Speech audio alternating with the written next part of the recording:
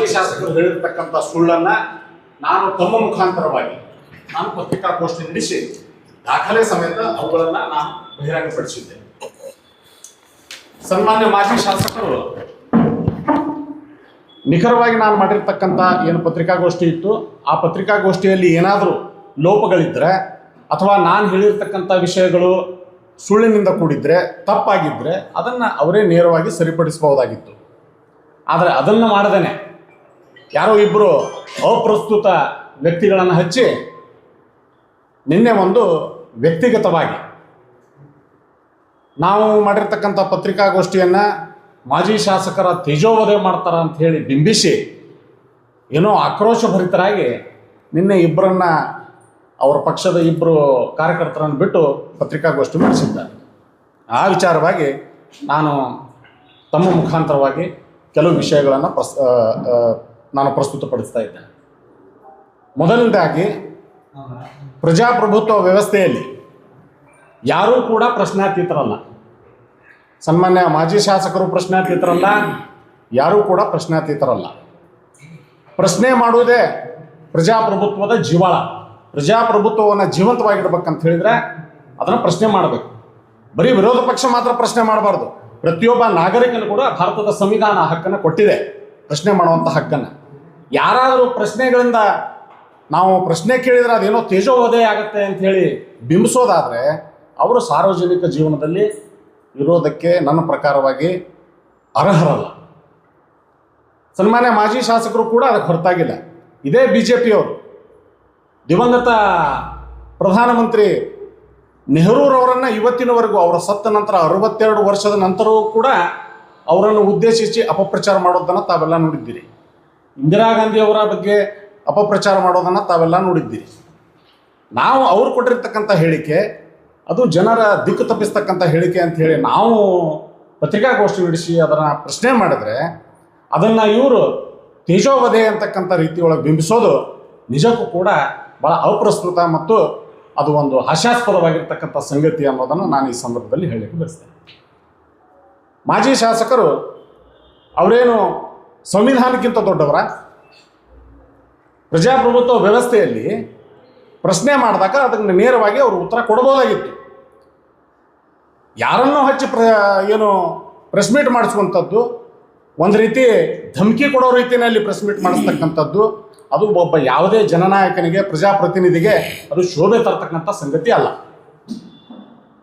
ಅವರು ನೇರವಾಗಿ medical college ವಿಚಾರವಾಗಿ ಅವರು ಏನೆಲ್ಲ ಪ್ರಯತ್ನ ಮಾಡಿದರು ಅದನ್ನು ಹೇಳ್ಬೋದಾಗಿತ್ತು. ಕಾರ್ಪಸ್ ಫಂಡ್ ವಿಚಾರವಾಗಿ ನಾನು ಡೇಟ್ ಮತ್ತು ಅಂಕಿ ಸಂಖ್ಯೆ ಸಮೇತ ನಾನು ಯಾವ ದಿನಾಂಕದಂದು ಯಾವ ಸರ್ಕಾರ ಇತ್ತು, ಯಾರು ಆ ಸಭೆಯಲ್ಲಿ ಭಾಗವಹಿಸಿದ್ರು ಅದೆಲ್ಲವನ್ನು ಕೂಡ ನಾನು ಪ್ರಸ್ತುತಪಡಿಸಿದೆ. ಆ ವಿಷಯ ಏನಾದರೂ ಸುಳ್ಳಾಗಿದ್ದರೆ ಅದ್ರ ಬಗ್ಗೆ ಹೇಳ್ಬೋದಾಗಿತ್ತು. ಆದರೆ ಅವರು ಹಾಗೆ ಮಾಡಲಿಲ್ಲ. ಅಂದರೆ ಸನ್ಮಾನ್ಯ ಮಾಜಿ ಶಾಸಕರು ಏನು ಸರ್ವಾಧಿಕಾರಿನಾ?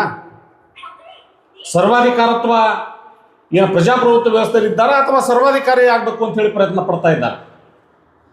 ಈ ಜಗತ್ತಿನಲ್ಲಿ ಎಂತೆಂಥ ಸರ್ವಾಧಿಕಾರಿಗಳು ಆಗಿರ್ಬೋದು, ಸ್ಟಾಲಿನ್ ಆಗಿರ್ಬೋದು, ಜರ್ಮನಿ ಹಿಟ್ಲರ್ ಆಗಿರ್ಬೋದು, ಮುಸೋಲಿನಿ ಆಗಿರ್ಬೋದು, ಅಲ್ಲಿಂದ ಹಿಡಿದು ಇತ್ತೀಚಿನ ಸದ್ದಾಮ್ ಹುಸೇನ್ವರೆಗೂ ಯಾವುದೇ ಸರ್ವಾಧಿಕಾರಿ ಕೂಡ ಶಾಶ್ವತವಾಗಿ ಉಳಿದಿಲ್ಲ. ಯಾರೂ ಶಾಶ್ವತವಾಗಿ ಉಳಿಲಿಕ್ಕೆ ಸಾಧ್ಯ ಇಲ್ಲ. ಪ್ರಜಾಪ್ರಭುತ್ವ ವ್ಯವಸ್ಥೆಯನ್ನು ಗೌರವಿಸಬೇಕಾದ್ರೆ ವಿರೋಧ ಪಕ್ಷದವರಾಗಲಿ ಅಥವಾ ಯಾವುದೇ ನಾಗರಿಕರಾಗಲಿ ಮಾಡ್ತಕ್ಕಂಥ ಪ್ರಶ್ನೆಗೆ ಸಮರ್ಪಕವಾಗಿ ಉತ್ತರ ಕೊಡಬೇಕಾಗಿರ್ತಕ್ಕಂಥದ್ದು ಸಾರ್ವಜನಿಕ ಜೀವನದಲ್ಲಿ ಇರ್ತಕ್ಕಂಥ ಪ್ರತಿಯೊಬ್ಬ ವ್ಯಕ್ತಿಯ ಅದು ಆದ್ಯ ಕರ್ತವ್ಯ. ಅದನ್ನು ಅವರು ಅರ್ಥ ಮಾಡ್ಕೋಬೇಕು.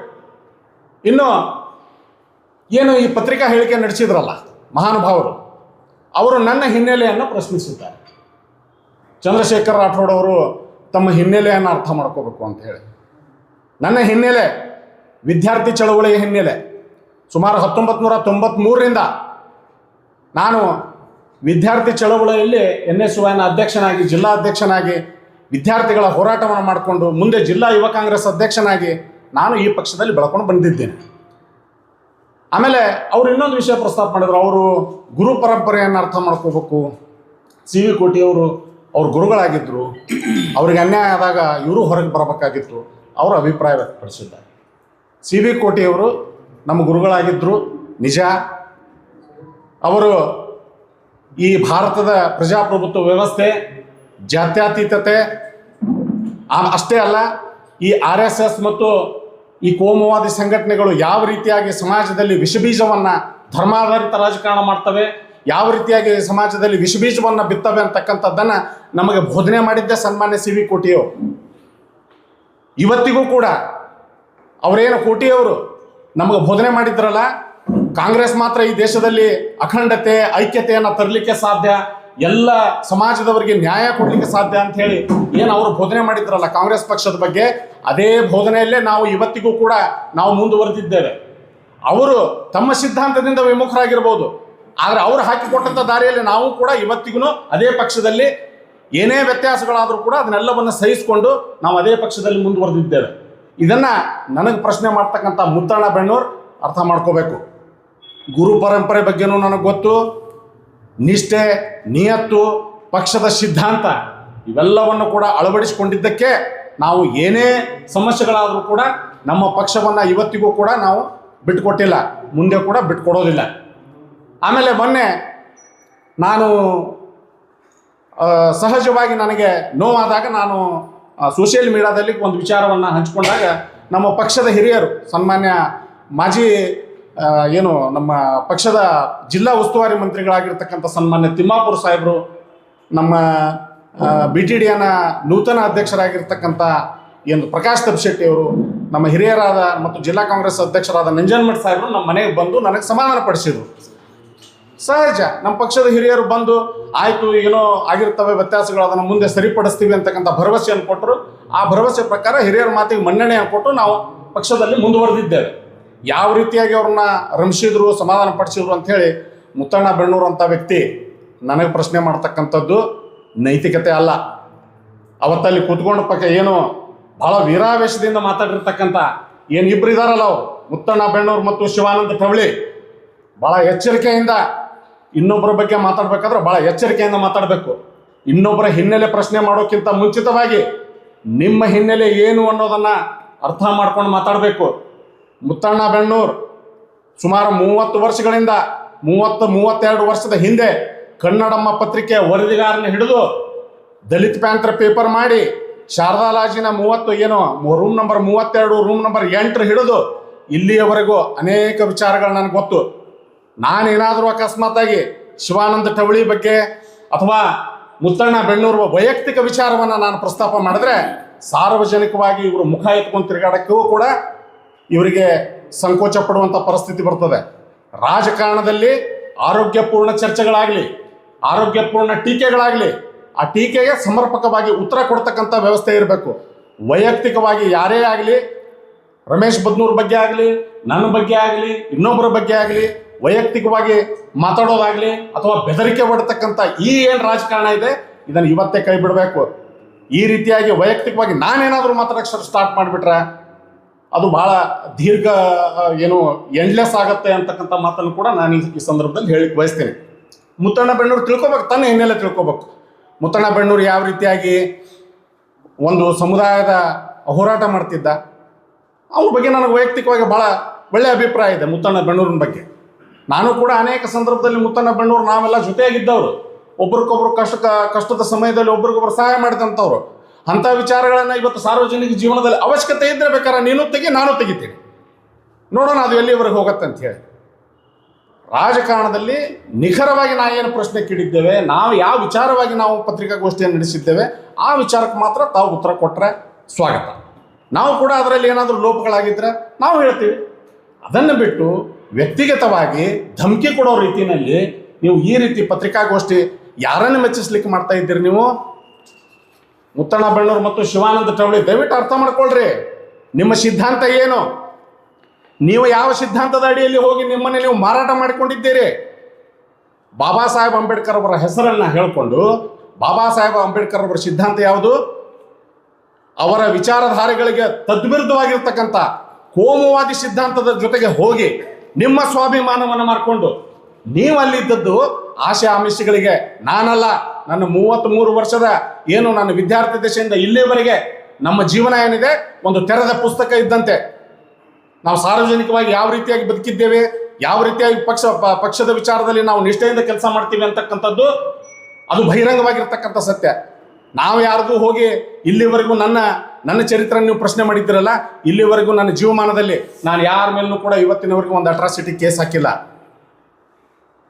ಯಾರ ಮುಂದೆ ಯಾವುದೇ ಒಂದು ವಿಚಾರವಾಗಿ ನಾನು ಹೋಗಿ ಯಾರ ಮುಂದೆ ಹಪ್ತ ವಸೂಲಿ ಮಾಡಿಲ್ಲ. ಇದು ನನ್ನ ಹಿನ್ನೆಲೆ. ನನಗೆ ಸ್ವಾಭಿಮಾನ ಇದೆ. ನನ್ನ ಸ್ವಾಭಿಮಾನ ಪ್ರಶ್ನೆ ಮಾಡ್ತಕ್ಕಂಥ ಮುತ್ತಣ್ಣ ಬೆಣ್ಣೂರು ಮತ್ತು ಶಿವಾನಂದ ಟೆಬ್ಳೆ ಅವರು ದಯವಿಟ್ಟು ಅರ್ಥ ಮಾಡ್ಕೊಳ್ರಿ. ವ್ಯಕ್ತಿಗತವಾಗಿ ಬಂದ್ರೆ ಪರಿಣಾಮ ನೆಟ್ಟಿಗಿರಂಗಿಲ್ಲ. ನೀವು ಯಾವುದೋ ನಿಮ್ಮ ಮಾಲಕರನ್ನು ನೀವು ಖುಷಿಪಡಿಸ್ಲಿಕ್ಕೆ ನೀವು ಏನಾದರೂ ಪ್ರೆಸ್ ಮೀಟ್ ಮಾಡ್ತಿದ್ರೆ ಅದು ನಿಮ್ಮ ವೈಯಕ್ತಿಕ ವಿಚಾರ. ಆದರೆ ವೈಚಾರಿಕವಾಗಿ ಸೈದ್ಧಾಂತಿಕವಾದ ಚರ್ಚೆಗಳಾಗಲಿ, ಅದನ್ನು ಬಿಟ್ಟು ಯಾರನ್ನೋ ಬೆದರಿಕೆ ಹೊಡ್ತೀವಿ, ನಾವು ನೋಡ್ಕೋತೀವಿ, ಬಿಡೋದಿಲ್ಲ, ಏನಿದು ಭಾಷೆ? ಅದಕ್ಕೋಸ್ಕರ ನಾನು ಈ ಪತ್ರಿಕಾಗೋಷ್ಠಿ ಮುಖಾಂತರ ಸನ್ಮಾನ್ಯ ಮಾಜಿ ಶಾಸಕರಿಗೆ ನಾನು ವಿನಂತಿಯನ್ನು ಮಾಡ್ಕೊಳ್ತೇನೆ. ನೀವು ಏನಾದರೂ, ನಾನು ಒಬ್ಬ ಪಕ್ಷದ ಅಧಿಕೃತ ವಕ್ತಾರನಾಗಿ ನಮ್ಮ ಹಿರಿಯರ ಸೂಚನೆ ಮೇರೆಗೆ ನಾನು ಪತ್ರಿಕಾಗೋಷ್ಠಿ ನಡೆಸಿದ್ದೆ. ತಮಗೇನಾದರೂ ಅದರಲ್ಲಿ ವ್ಯತ್ಯಾಸ ಕಂಡಿದ್ರೆ ತಾವು ಕೂಡ ಅಧಿಕೃತವಾಗಿ ನಿಮ್ಮ ವಕ್ತಾರನ ಹಚ್ಚಿ ನಮ್ಮ ಮೇಲೆ ನಮಗೆ ನೀವು ಕೌಂಟರ್ ಕೊಡಿಸ್ಬೋದು, ಅಥವಾ ತಾವು ಮಾತಾಡ್ಬೋದು. ಯಾಕಂದ್ರೆ ತಾವು ನಾಯಕರಿದ್ದೀರಿ. ನಾನು ನನ್ನ ಪತ್ರಿಕಾಗೋಷ್ಠಿಯಲ್ಲಿ ತಮ್ಮ ತೇಜೋವಧೆ ಆಗ್ತಕ್ಕಂಥ ಒಂದು ಶಬ್ದವನ್ನು ಪದಪ್ರಯೋಗ ನಾನು ಮಾಡಿಲ್ಲ. ನಾನು ಭಾಳ ಎಚ್ಚರಿಕೆಯಿಂದ ಸನ್ಮಾನ್ಯ ಮಾಜಿ ಶಾಸಕರಂತಲೇ ಸಂಬೋಧನೆ ಮಾಡಿದ್ದೇನೆ. ಯಾವ ಕಾರಣಕ್ಕೂ ನಾವು ವೈರಿಗಳಲ್ಲ, ಎದುರಾಳಿಗಳು. ನಾವು ವೈಚಾರಿಕ ಎದುರಾಳಿಗಳು, ಸೈದ್ಧಾಂತಿಕವಾಗಿ ಎದುರಾಳಿಗಳು, ವೈರಿಗಳಲ್ಲ. ಹೀಗಾಗಿ ನಿಮ್ಮ ಬಗ್ಗೆ ತೇಜೋವಧೆ ಮಾಡೋದಾಗಲಿ ಅಥವಾ ನಿಮ್ಮ ಚಾರಿತ್ರ್ಯಹರಣ ಮಾಡ್ತಕ್ಕಂಥದ್ದು ಪ್ರಶ್ನೆನೇ ಉದ್ಭವಿಸೋದಿಲ್ಲ. ಆ ಕಾರಣದಿಂದ ತಾವು ತಮ್ಮ ಏನು ಹಿಂಬಾಲಕರಿದ್ದಾರೆ ಆ ಹಿಂಬಾಲಕರಿಗೆ ತಾವು ತಾಕೀತು ಮಾಡಬೇಕು. ಪತ್ರಿಕಾಗೋಷ್ಠಿ ನಡೆಸಬೇಕಾದಾಗ ಸೌಜನ್ಯತೆಯಿಂದ ಎದುರಾಳಿಗಳ ಜೊತೆ ಯಾವ ರೀತಿಯ ಪದಪ್ರಯೋಗವನ್ನು ಮಾಡಬೇಕು ಅಂತ ಹೇಳಿ ತಮ್ಮ ಏನು ಹಿಂಬಾಲಕರಿದ್ದಾರೆ ಅವರಿಗೆ ತಾವು ತಾಕೀತು ಮಾಡಬೇಕು. ಆಮೇಲೆ ಪ್ರಜಾಪ್ರಭುತ್ವ ವ್ಯವಸ್ಥೆಯಲ್ಲಿ ಭಾಳ ಆರೋಗ್ಯಕರವಾಗಿರ್ತಕ್ಕಂಥ ರಾಜಕಾರಣ ಮಾಡೋದು ಉತ್ತಮ. ಹೀಗಾಗಿ ಇನ್ನು ಮುಂದೆ ಯಾವುದೇ ರೀತಿಯಾಗಿರ್ತಕ್ಕಂಥ ಈ ರೀತಿ ವಿಚಾರಗಳು ಬಂದಾಗ ನೇರವಾಗಿ ತಾವೇನಿದೆ ಈ ವಿಷಯದ ಬಗ್ಗೆ ತಾವು ಮಾತಾಡ್ರಿ. ನಾವು ಏನಾದರೂ ಅಕಸ್ಮಾತ್ತಾಗಿ ನಾವು ತಪ್ಪು ಅಂಕಿ ಸಂಖ್ಯೆಗಳನ್ನು ಕೊಟ್ಟಿದ್ರೆ ತಾವು ಅದನ್ನು ಮಾತಾಡ್ಬೋದು. ಅದನ್ನು ಬಿಟ್ಟು ಈ ರೀತಿಯಾಗಿರ್ತಕ್ಕಂಥ ನಿಲ್ಲಬೇಕು. ಮತ್ತು ವ್ಯಕ್ತಿಗತ ವಿಚಾರಗಳನ್ನು, ಯಾರದೇ ವ್ಯಕ್ತಿಗತ ವಿಚಾರವನ್ನು ಚರ್ಚೆ ಮಾಡೋದು ಅಷ್ಟೊಂದು ಸಮಂಜಸ ಅಲ್ಲ. ಖಾಸಗಿ ವಿಚಾರಗಳು, ವ್ಯಕ್ತಿಗತ ವಿಚಾರಗಳು ಸಾರ್ವಜನಿಕ ಜೀವನದಲ್ಲಿ ಚರ್ಚೆ ಆಗಬಾರದು. ಒಂದು ವೇಳೆ ಯಾವುದೇ ವ್ಯಕ್ತಿಯ ವ್ಯಕ್ತಿಗತ ವಿಚಾರಗಳನ್ನು ನಾವು ಚರ್ಚೆ ಮಾಡ್ಕೊಂಡು ಹೋಗ್ಬಿಟ್ರೆ ಅದು ಕೊನೆ ಇರಲ್ಲ. ಅದಕ್ಕೋಸ್ಕರವಾಗಿ ನಾನೇನು ಈ ಮುತ್ತಣ್ಣ ಬೆಣ್ಣೂರು ಮತ್ತು ಶಿವಾನಂದ ಟೆಬ್ಳೆಯವರು ಪ್ರೆಸ್ ಮೀಟ್ ಮಾಡಿದ್ರು, ನೀವೇನಾದರೂ ವೈಚಾರಿಕವಾಗಿ ಸೈದ್ಧಾಂತಿಕವಾಗಿ ನಿಮ್ಮದು ಭಿನ್ನಮತ ಇದ್ದರೆ ಅಥವಾ ಏನಾದರೂ ಸಲಹೆ ಸೂಚನೆಗಳಿದ್ದರೆ ತಾವು ಬರ್ಬೋದು, ಹೇಳ್ಬೋದು. ಅದನ್ನು ಬಿಟ್ಟು ಯಾರನ್ನೋ ತೃಪ್ತಿಪಡಿಸಲಿಕ್ಕೆ ತಾವು ಈ ರೀತಿಯಾಗಿ ಇನ್ನೊಂದು ಸಲ ಪತ್ರಿಕಾಗೋಷ್ಠಿ ಮಾಡಬಾರ್ದು ಅಂಥೇಳಿ ನಾನು ಈ ಪತ್ರಿಕಾಗೋಷ್ಠಿ ಮುಖಾಂತರ ಅವರಿಗೆ ಹೇಳಲಿಕ್ಕೆ ಬಯಸ್ತೇನೆ.